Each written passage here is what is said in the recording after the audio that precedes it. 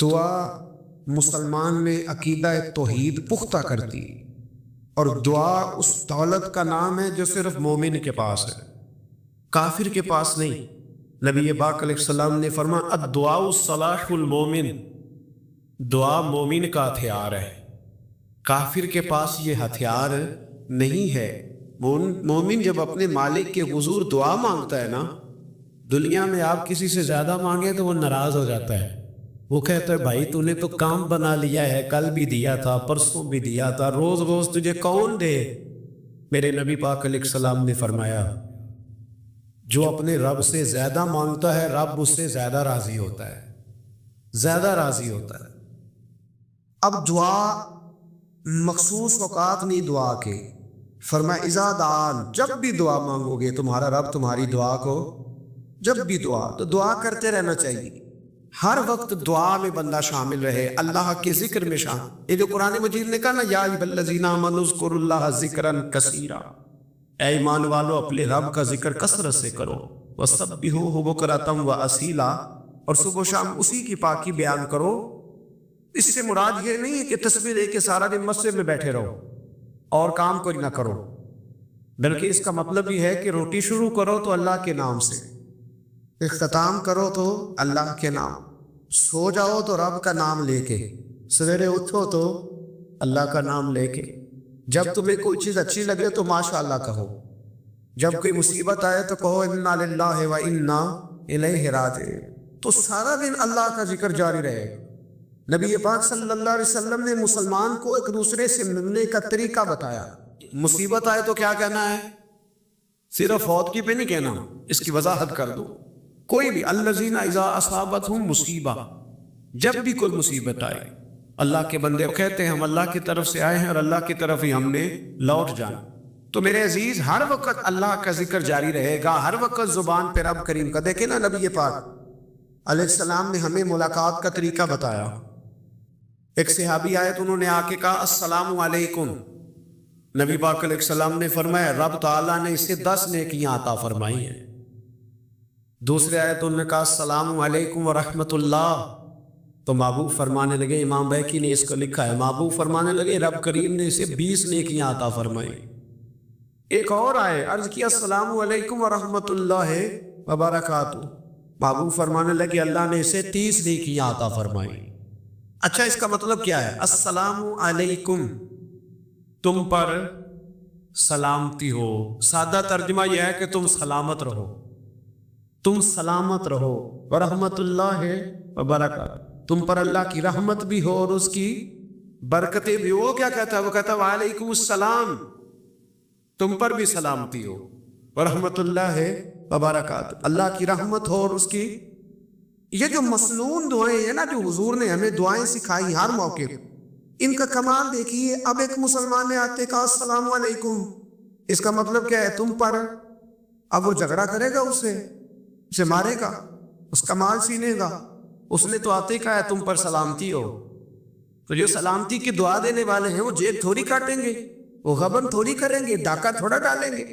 اسلام نے لفظ ہی وہ سکھایا ہے کہ فرمایا جب تم نے ملنا ہے تو تم نے دعائیں کرنی ہے ایک دوسرے کے لیے۔ اب ہمارے ہاں نئے نئے لفظ آ گئے، ٹیلی فون اٹھایا تو کہا ہیلو، اس کا کیا ترجمہ ہے؟ کون ہے؟ اس کا کیا ترجمہ ہے؟ جی جناب، اس کا کیا مطلب؟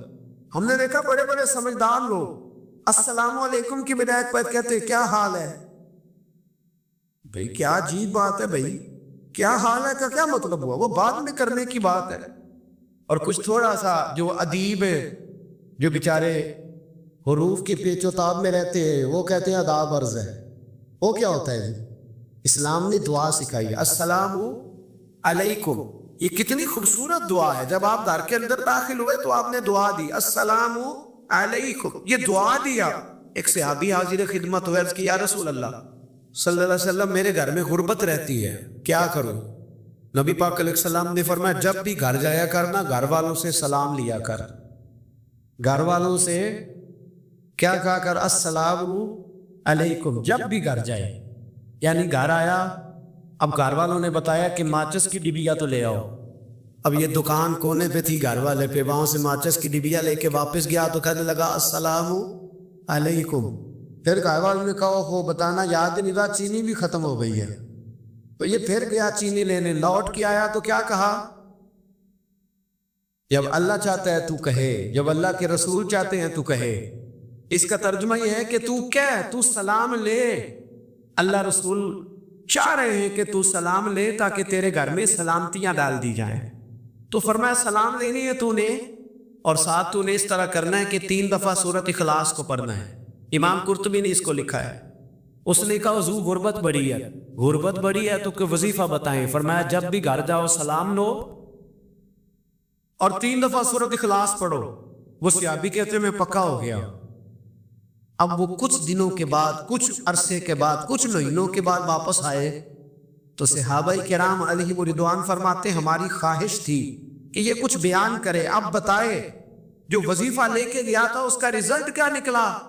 کہتے اس نے بڑی حیرت انگیز بات کی, حیرت انگیز عجیب انداز میں. کچھ لوگوں کا دل ہوتا ہے نا کہ مجھے ملے میرے پڑوسی کو نہ ملے, اور کچھ کا دل ہوتا ہے یار مجھے بھی ملا ہے الحمدللہ میرے پڑوسی کو ملا ہے. تو صحابی جب حاضر ہوئے تو صحابہ کہتے ہیں ہمیں تجسس تھا کہ یہ کچھ بتائیں. تو حضور نے فرمایا کیا حال ہے تیرا؟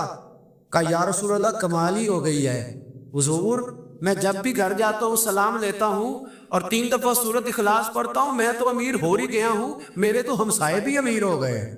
کتنا پیارا ہے یہ جملہ, کتنا حسن ہے. اتنا اچھا لفظ کسی اور کے پاس اور ہی نہیں جو الفاظ ہمیں ہمارے رسول نے عطا فرمایا. اس کو اپنائیے, اس کو اپنائیے. یہ الگ بات ہے کہ لوگ مطلب کے لیے سلوٹ کر لیتے ہیں بڑا سارا, لیکن مطلب کے لیے نہیں. جس کو جانے اس سے بھی سلام لیں, جس مسلمان کو نہیں جانتے اس سے بھی. تو نبی پاک نے ہمیں مسنون دعائیں سکھائیں.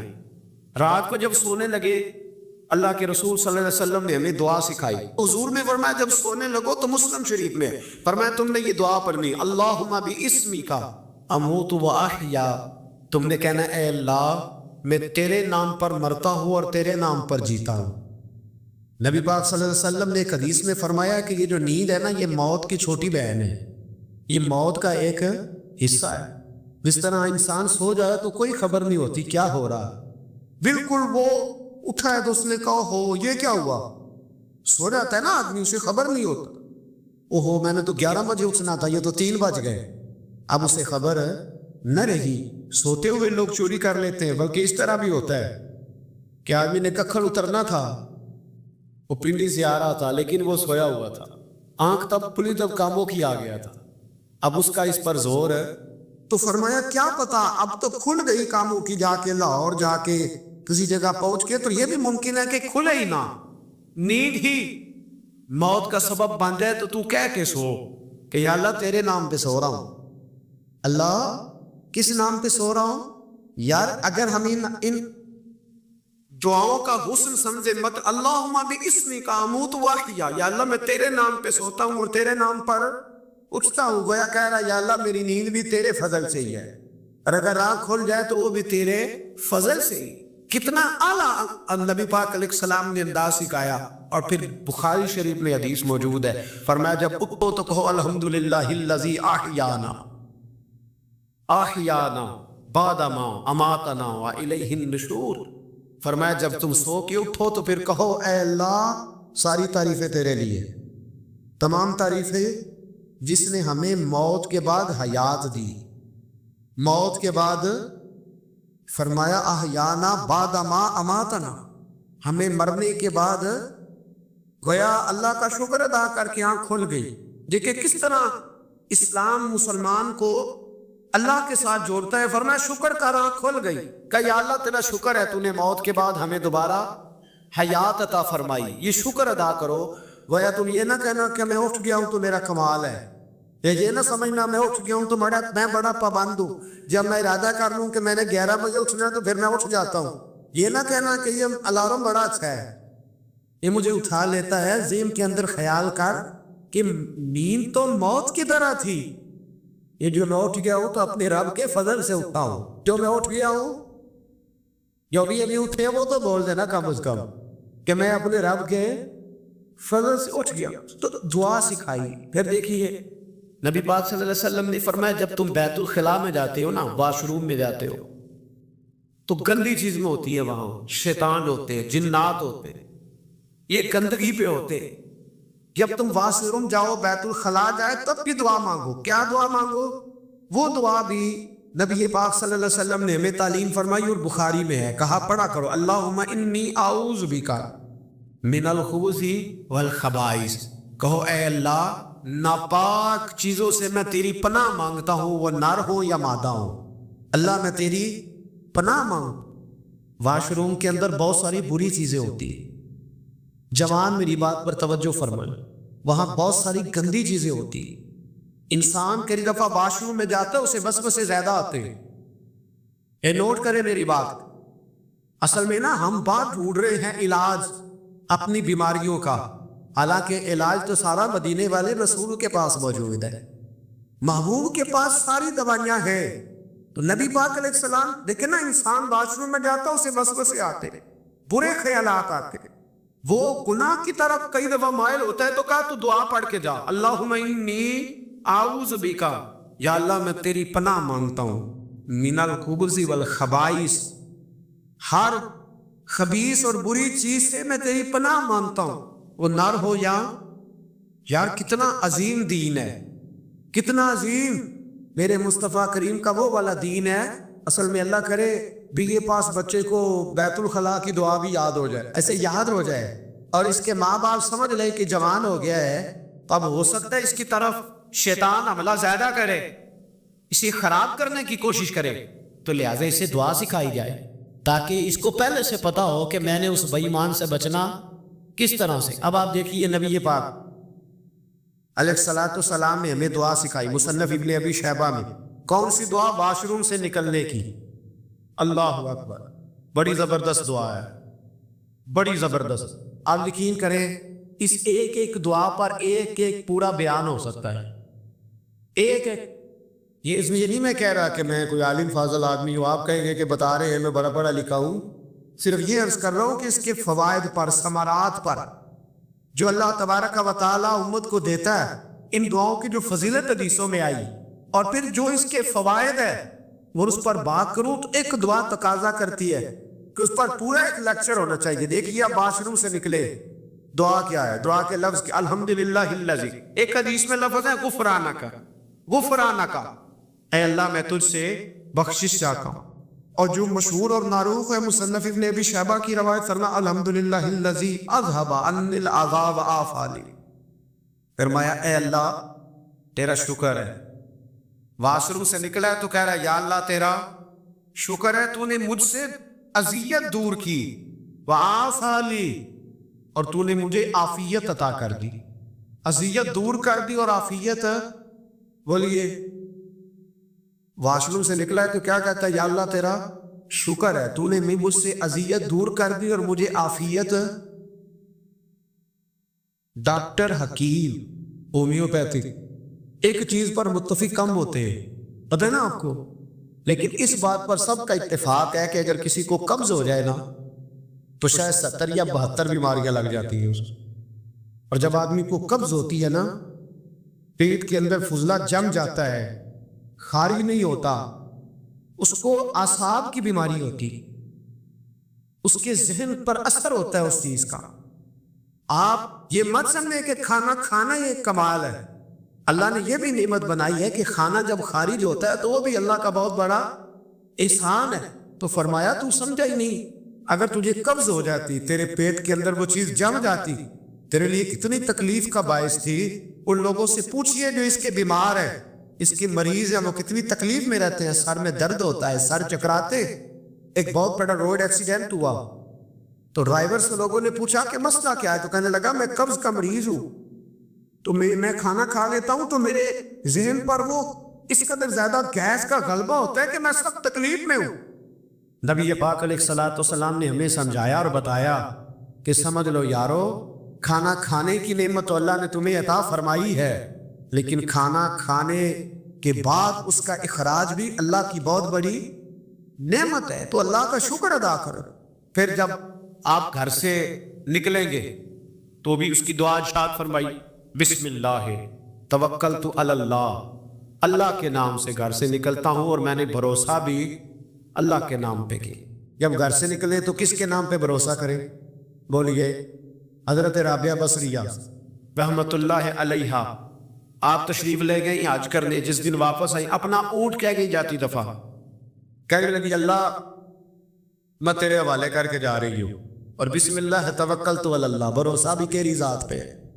جس دن واپس آئی نا اسی دن کسی نے بتایا کہ اماں آج بھی تیرا اونٹ مر گیا ہے، تو اونٹ کے سرانے کھڑی ہو کے کہنے لگی مولا میں تو تیرے نام پہ تیرے پہ بھروسہ کر کے گئی تھی، تیرے حوالے میں تو تیرے گھر گئی تھی۔ تو لوگ کہتے ہیں اماں کے منہ سے لفظ نکلے تو اونٹ زندہ ہو کے کھڑا ہو گیا ہو۔ تو اماں کہنے لگی نہیں تمہیں غلطی لگی ہے، مرا ہی نہیں تھا، پہلے سے موجود تھا، وہ اپنی کرامت بھی نہیں ظاہر ہونے دی۔ تو بھائی گھر سے نکلے تو کس لفظ پر کہ یا اللہ میں تیرے بھروسے پہ نکل رہا ہوں، میں اس کے دو فائدے ہوں گے، ایک تو آپ اللہ کی امان میں جا رہے ہیں، اللہ کی امان میں آ رہے ہیں، اور دوسرا جس گھر کو آپ چھوڑ کے جا رہے ہیں اسے بھی اللہ کی امان میں دے کے جا۔ تو کتنا لذت والی دعا ہے جو نبی کریم علیہ السلام نے ہمیں سکھائی۔ اب ذرا حدیث سنے خوش ہو کے، دیکھیں حضور نے دعا سکھائی، فرمایا جب دیکھ لو نا کسی کو ہنستا ہوا، کیا کرتا ہوا؟ ماشاءاللہ، آپ تو ہنسنے لگے۔